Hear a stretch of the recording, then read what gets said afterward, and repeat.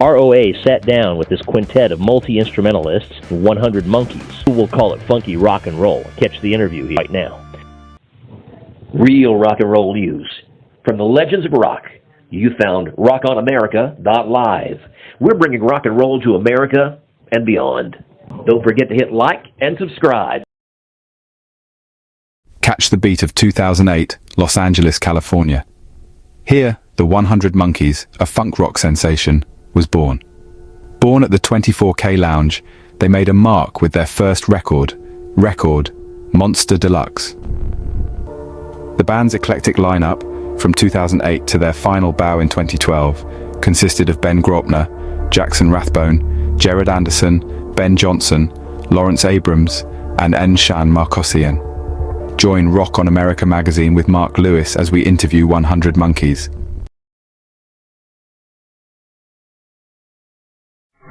This is Mark with Rock on America, and I'm with the entire band, 100 Monkeys. How are you guys doing? Very well. Very good. Let's do this. We're on a real short time, so we're going to kind of do this really quickly. Anybody that wants to speak up to this, just say who you are, and we'll just kind of go from there. Who were your musical influences with you guys growing up? So this is Jackson, and I got to say, my top first influences growing up were, parents, like my parents' music, which is Motown and blues and country. And I just kind of, went off from there. The first CD that really influenced my songwriting was Tom Waits' Mule Variation. Okay. You definitely say that. Yeah, this is Ben Graupner. My father was playing radio his entire life, and he never picked which kind of station he was running. So, there was always a different genre every 6 months. It's his kind of job. So sometimes it would be country coming in the house, sometimes it would be top 40, sometimes it would be classical, indie talk. I was exposed to all sorts of different kinds of music growing up. Okay.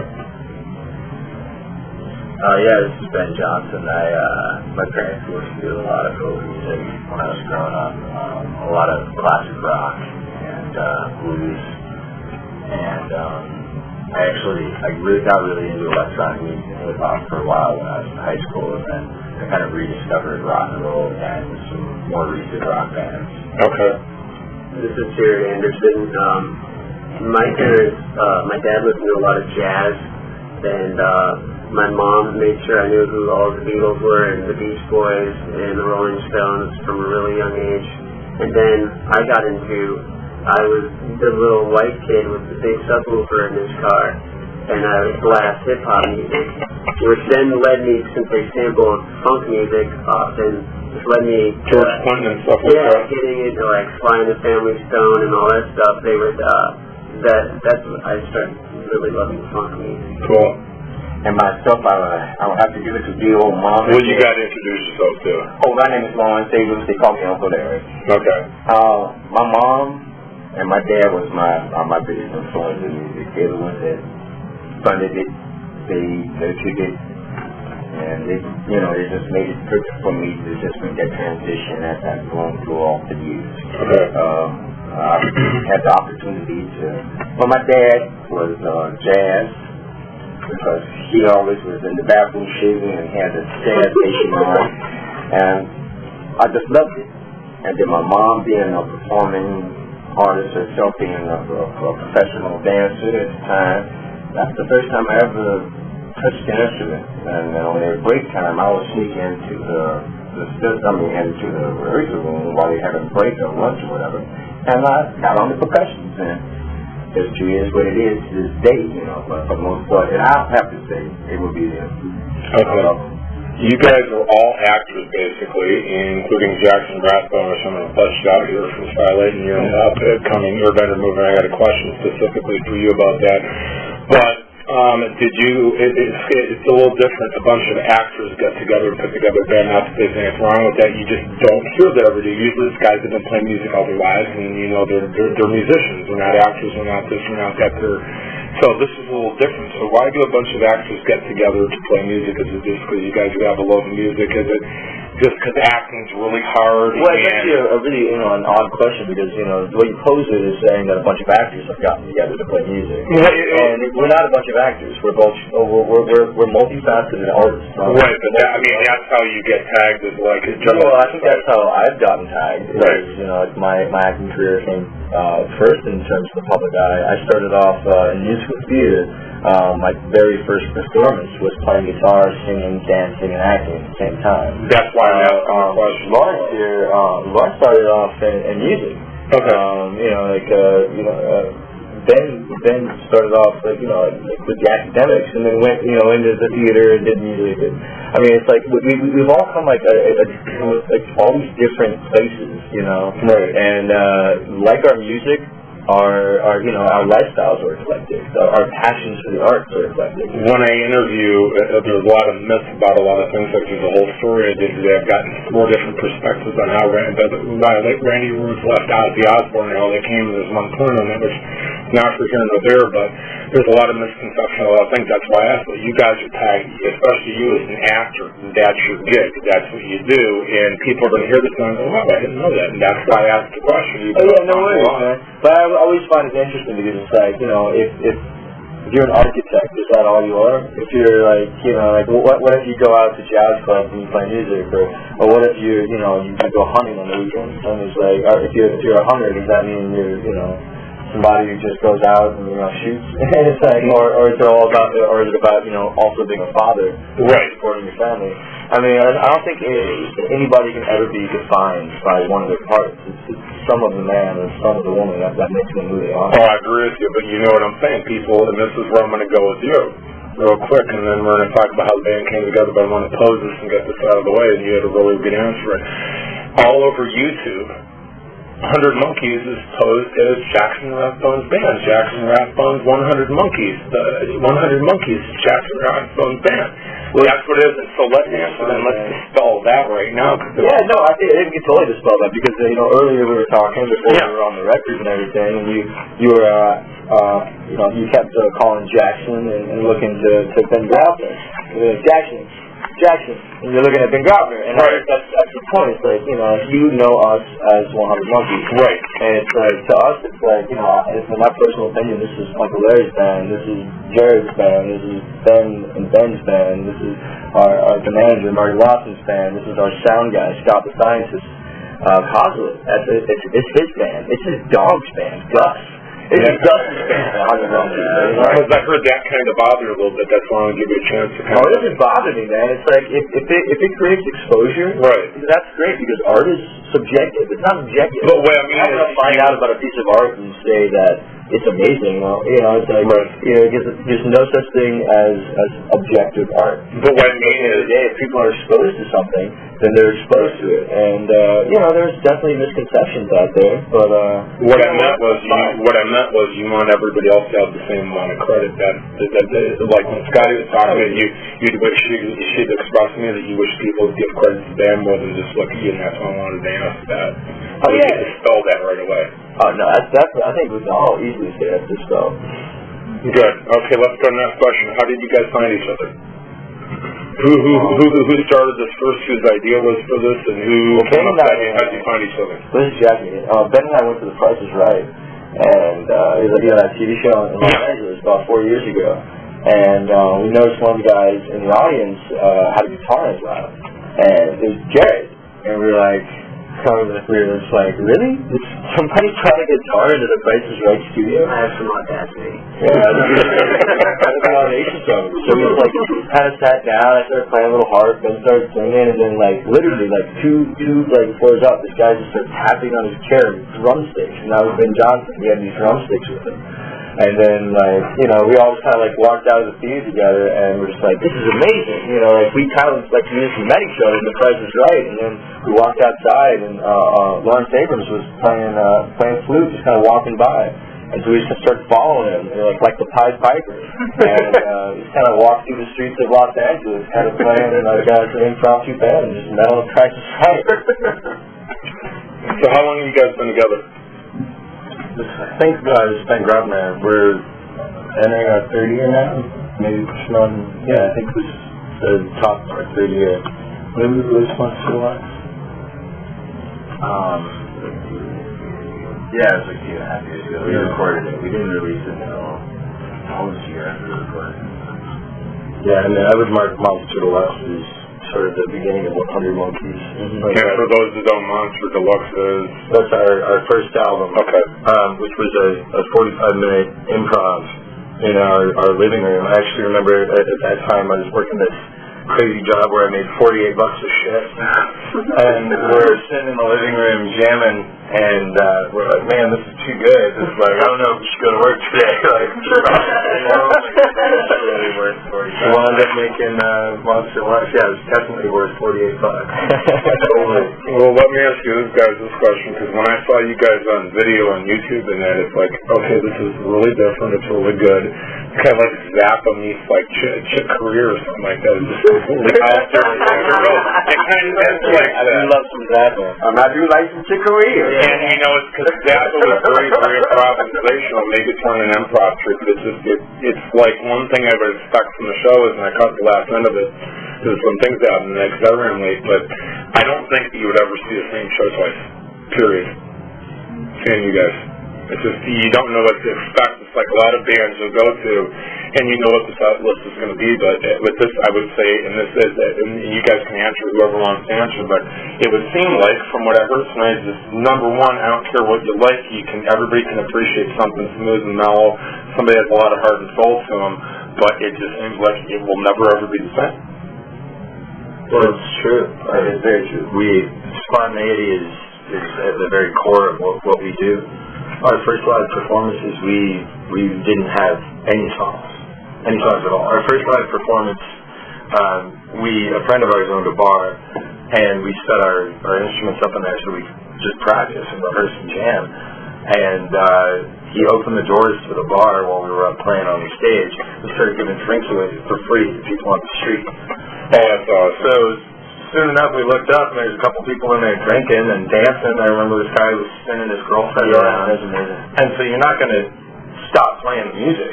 That's absolutely not. So you just keep playing that bass, so you keep playing those drums, and that's when we started making these songs up, because you need something to sing, and you've got to just keep that mood going and keep the love happening. And that spontaneity, we don't ever want to lose that. When you guys do write a song and put it together, this is going to be totally different from probably anything else I heard. How do you put it together? What's the process?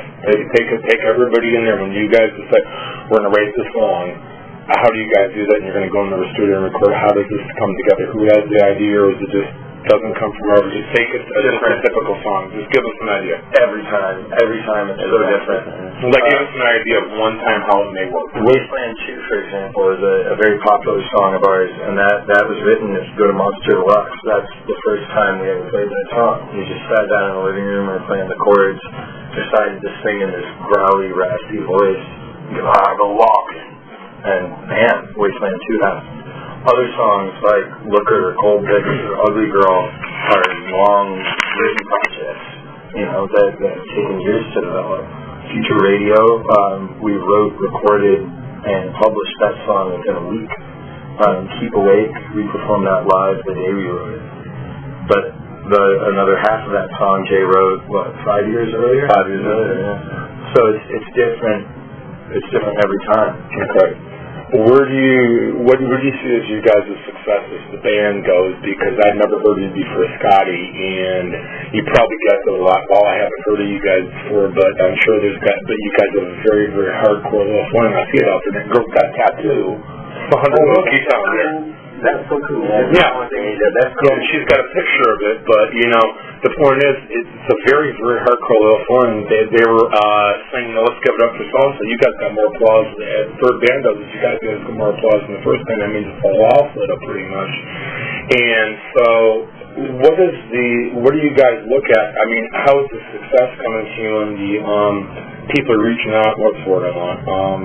What's the response coming? Because apparently there's a buzz going on about you guys, and Where do you see this going? I mean, I haven't heard you guys on the radio. I don't even know if you guys are on satellite. But so, how do you get out there and communicate to people? How are people finding you, and how do you see guys rising up there in the music world?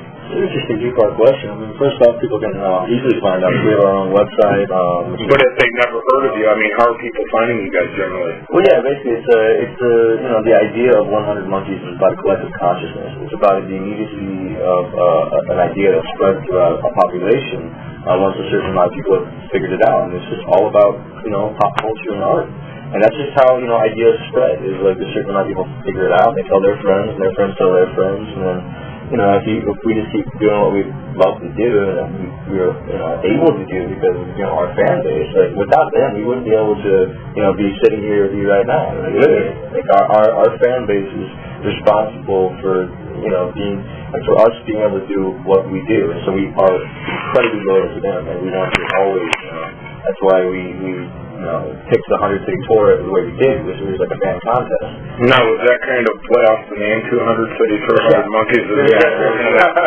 Yeah, we're bad like that. That's a good marketing concept. That's really brilliant. Another great marketing concept was the lead singer loved it. He tied himself to a Hollywood sign. That's on YouTube. He did that back in the 80s. Well, we're just a sucker for plays on words.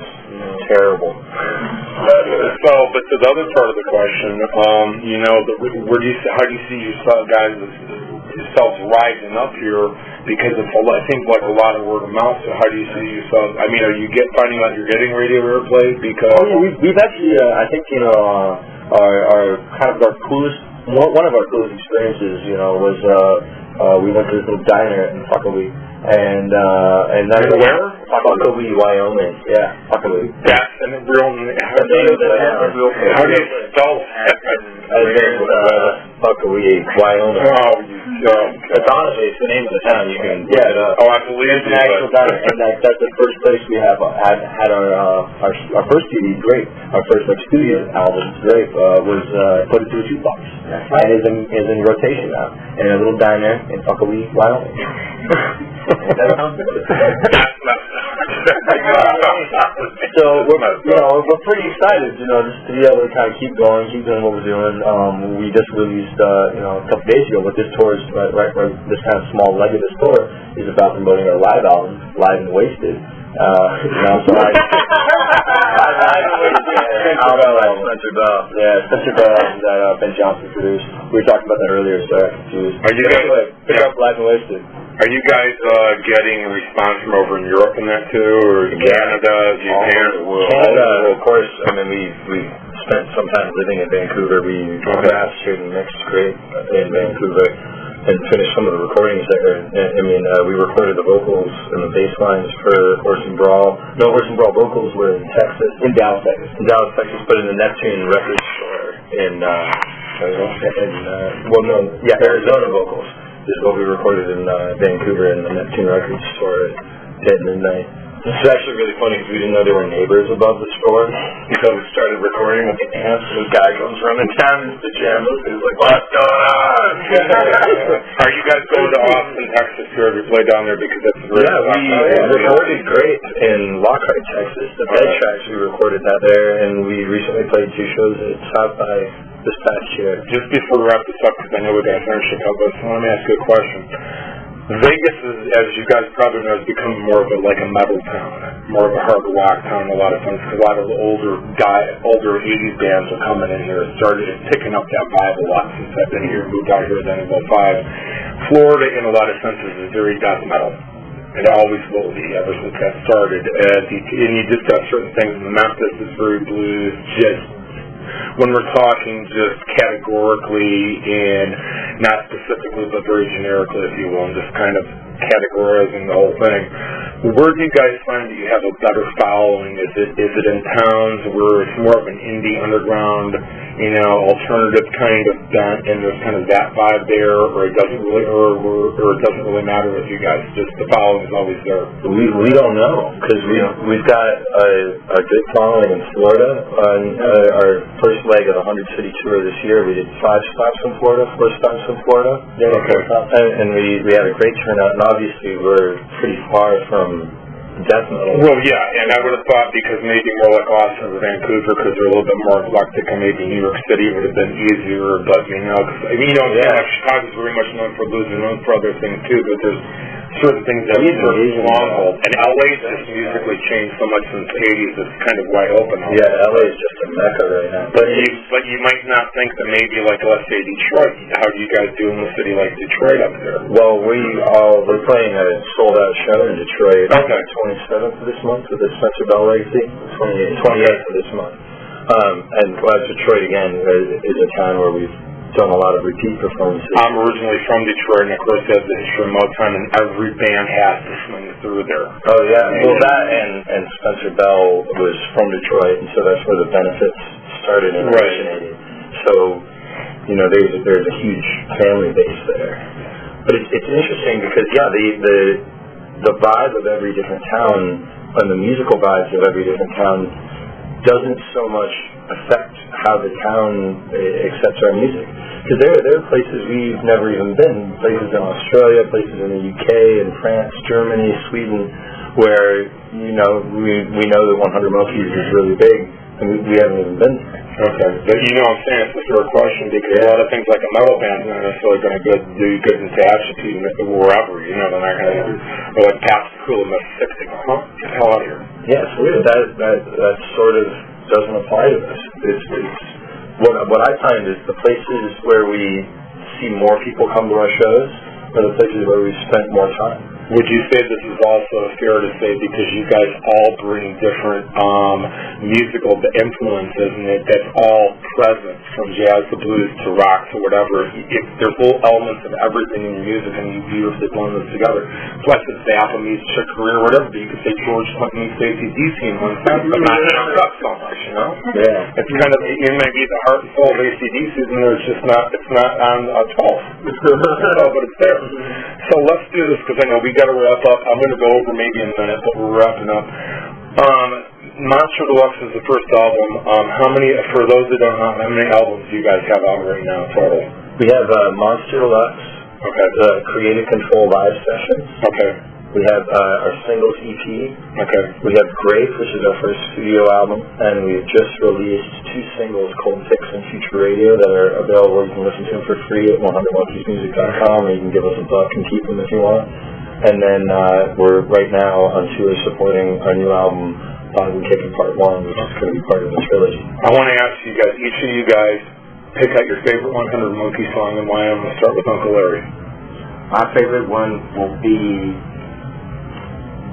Kubik. Okay, and why? Why? I love the way the rhythm comes together. Being a percussionist myself, I can appreciate all of the different elements and the ingredients that formulate that song. You know what I mean? From my man here, each one brings about a certain heightened element, and it's just a joyous thing to see everyone just flourish inside one song like that. Surely it's just the same process from all, but it's from my point of view, yes. I would go. Okay, next. Oh man, it's so hard to choose between your children. Well, it can be the one that you like tonight. Well, I think for me it's always the kind of newest one. The kind of newest song that we've been bringing to the table. I always love doing improv songs because it's so damn challenging, and I don't like anything easy. I think right now for me our newest song is Black Diamond, which I'm just really digging playing because it's got all these different parts where different people get to shine and kind of get to showcase their abilities on different instruments, and I really love that. I love songs that kind of have these breaks where a musician just kind of takes it over for a little bit. I love getting to hear like Ben well on those keys, Jerad holding that beat down and goes crazy on the rock section, and the bass came together, it was like Ben Johnson's bass makes the song and made it all funky, and before it was just kind of this little ditty, and then Uncle Larry's lays down his percussion on the percussion break. It just drives me. That actually isn't really fair because I was going to say Black Diamond. Well, you can say that. You can say that. That's okay. Yeah. But you guys can say that you have different. It was a new song. You guys got to introduce yourself. You're going to say who's who. Ben Johnson. Jerad Anderson. Okay, well, Ben, you go first. Why is Black Diamond your favorite song? You guys can say the same song. For all the reasons that Jackson was just saying. It's got this groove to it. It's got these changes. I mean, it's really satisfying when it drops back into things, and everybody gets a solo. Like, everybody has these little bits, and everybody's grooving off of different lead parts. It's just fun. It's one of those ones that, you brought in, but, like, just came alive, like, when you jammed it right away. Yeah. It just started happening, and then we played it literally a week later. Okay, and now it's to you. I would say, personally, right now, the thank you. And you got to introduce yourself. This is Graupner again. But yeah, playing the thank you song is it's one of the few songs that we play almost every set. There's very little that we kind of keep consistent in what we do. We almost always play the thank you song, and it's something about that moment when Jackson says, and now I'd like to have you turn your friend and tell your friend thank you. And there's something about seeing a room of strangers turn to each other and say hi. And literally that's it, man. People could be falling in love right there. People could be meeting their best friend. And it's effortless. All you have to do is turn right there. It's the people standing in line in front of you and behind you at the store. And that's every time we play that song, I think about just how good it is just to be here. I might agree with that. Okay. Those are all really good answers. This is my last question, and it's time to just promote everything, MySpace, Facebook, Twitter, and then maybe you have a couple of guys, a couple minutes to say anything you want to anybody. But I started hearing this in some interviews I did, and it's a very, very good question. They have some very good answers to it. Has anybody come to you, and what it was the response? I've heard it was a prevention, so that the song kept them from committing suicide, something got them through something. Has somebody come to you where you guys are really touched, and there's some memory that somebody, any of you guys, and whoever, just one of you guys or two of you guys, because no one in town now, there's just maybe one or two of you, somebody came up to you and said, that song did that for me, and thank you. This is Graupner again, and there are two fans of ours, a husband and wife from the Philadelphia area, who conceived their child to one of our songs. Yeah. Wow. And when they came up and she was all pregnant and they're naming the baby after the song and the band, and that, I mean, come on. I mean, people are literally creating life to your music. What more can you ask? The reason why I ask that is because everybody thinks that musicians are just these pie-in-the-sky guys. They don't live a real life. They have this great job, which you guys do. You guys have a cool job, and then you have the rest of us do. You get to play music and do something you love and make a lot of money with it, hopefully. But nobody understands. Sometimes it seems like it's taken for granted that they don't understand that you guys are real phones. And when I ask that, I hear a lot of choked up answers and stuff, and that's why I want to ask that to people. I'm saying, you guys are just like us. You just have a cool job, that's all. And it's amazing to, it's one of those things. My dad always taught me, you give love, you get love. You give respect, you get respect. And I think that's one of the things that, it's proven to us every night when we go out on stage, is that, we put our hearts out there, and you know what, at the end of the day, the audience throws it right back. It's like they're like, yeah, here's our heart too. Let's just all put our hearts out there. Let's just all make our hearts, dance like the stars in the sky. And everybody I've ever heard said this, they all say the same thing as far as any paycheck or it's better than any amount of money they can ever get. That's the real reward for it. Yeah. So let's do what I like to call turning this into the shameless plug promotion section of the interview. And now the shameless plugging with 100 monkeys. And it changes a little bit, but basically this is the shameless plug. So MySpace, Facebook, Twitter, website, and if you got it, promote it. Well, there's 100monkeysmusic.com, 100monkeysmusic.com. That's right, where you can pick up 100 Monkeys merchandise and listen to 100 Monkeys music for free. Or if you want to spend the money, you can take it with you wherever you go. As well as there's 100 Monkeys MySpace at myspace.com/these100monkeys. And then some kind of Facebook and Twitter at 100 Monkeys Music is the Twitter. And well, actually, getting out of that radio voice. But if they Google Twitter or anything, they can find you guys. Yeah, if you literally type in to Google 100 Monkeys, you will find us. I think we're the first thing that pops up. And we've got a lot of interesting projects coming out. We're right now promoting our Live and Kickin' Part 1. So there's definitely going to be Part 2, maybe even Part 3. Is that from this tour where you guys are recording on tour? From our Lost 100 City tour. Do you have an idea when that may hit so everybody can buy? Is that going to be something? Oh yeah, Live and Kickin' Part 1 is out right now. Okay.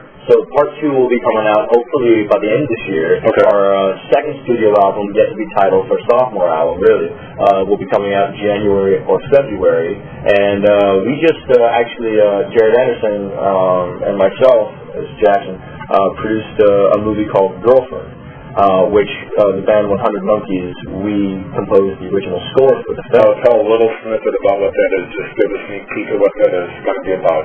And when that's coming out. Well, it's running the festival circuit right now. Okay. I'm supposed to keep it under wraps.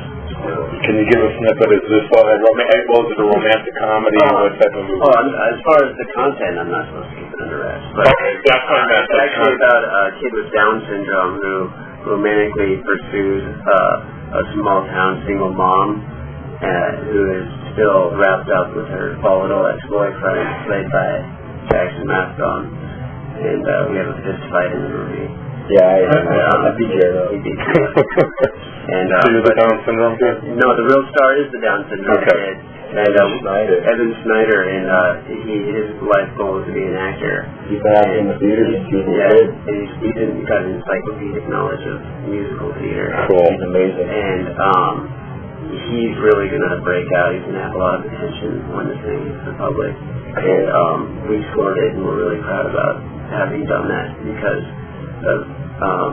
it's a completely outside-the-box process from songwriting and performing. And is this all new 100 Monkeys material, or is this some of your previous stuff too in there? Well, the actual score isn't on aren't actual songs. It's just a regular score. Yeah, it's a score. Yeah, the only 100 Monkeys song is used as a party scene. Where there's a 100 Monkeys song playing, but everything else is completely original content. Okay. And we developed that and wrote that watching, the edits, because the edits change, and you're talking with the producers and the directors, and we were doing this while we were on the road, so we kept setting the recording studios up hotel rooms. Does this drive you crazy when everybody thinks to go start to finish? You may start halfway in the middle and do the ending next, and in the beginning after that. Does they drive the process crazy too with all the edits and everything? It doesn't drive you crazy, but it was definitely a whole new thing where you're working on something, and the thing you're working on is constantly changing. It's an interesting process. It's not frustrating, but it's challenging. Yeah, it definitely keeps your interest. Yeah. So we got to wrap this up. So let's do this the way I like to end these things is to say, take whoever wants to. If you guys all want to do it, I'm going to leave this up to you guys. This is your time. Take 2, 3, 4, 5 minutes. Say anything that you want. Anybody can go. Well, I'm not going to take, this is Lawrence Davis, a.k.a. Larry, and I'm not going to take that long because you can't grandstand on the love band. But for the most part, I hope the 100 Monkey music inspire, and I've heard this before through other people upon one question that you asked earlier, and that's a very great delight to know that, hey, you got me interested in playing the guitar, or hey, you guys got me interested in playing the piano or something. Keep that going. Don't you ever stop, because, hey, you never fail until you stop trying. So please keep it going, and I guess we'll see you guys on stage. Anybody else want to say anything before we say interview over? I think just thank you. Yeah, if you're listening to this now, it's your love and your interest that makes it possible for us to make the wonderful artwork that we make, and we thank you every minute of every day. Thank you. Go ahead, Jerad. Well, I'm going to take Jackson's father's advice and utilize it and say, I love to give love and receive love from all the fans that we get to perform for. And like what Ben said, that's what it's all about. And touching on your question earlier and what Uncle Larry was just saying, is that, daily, because of the new social networking and whatnot, we get to hear from the fans, and daily there's something about how they were having a bad day and they turned on our music and it made them happy, and that's the ultimate. That's the ultimate. Ben's the last man here, last man standing. Yeah, I also hear people say a lot about Spencer Bell's music. I would just ask, if you have a chance, go to SpencerBellMemorial.com and check out his music, because I think it'll probably inspire you. And I'm going to say, guys, thank you very much. I know this is really late, and you guys are really been troopers, and I want to say thank you very, very much, and this means a lot to me. This is one of the, it's going to be done as one of the great interviews. I really appreciate everything, and I want to say thank you for that. Thank you. God bless you. Thank you.